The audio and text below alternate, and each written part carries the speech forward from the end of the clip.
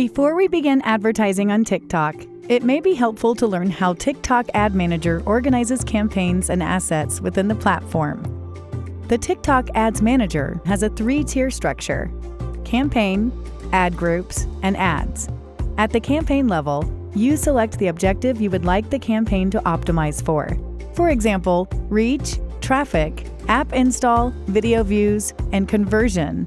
You will also set up the campaign budget and name at this step. This will help you easily identify the campaign in your dashboard later on. The budget threshold allows you to control the campaign spending.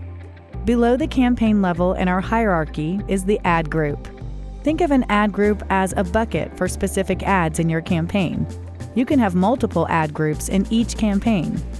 All ads within the same ad group will share the same ad placements, audiences, target audiences, schedule, optimizations, and bid options. Finally, we have the lowest level in the campaign structure: ads. Ads are the creatives, video, images, and texts that will be displayed to the user on the platform.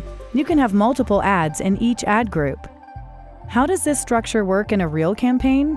For example, if you're an e-commerce company promoting new products on TikTok, you can set up 2 separate campaigns in your ad account, one focused on the website and one focused on the app.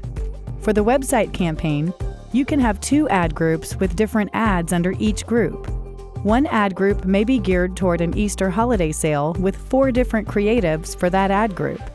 The other ad group can be designed to focus on Valentine's Day with 3 sales ads for that holiday.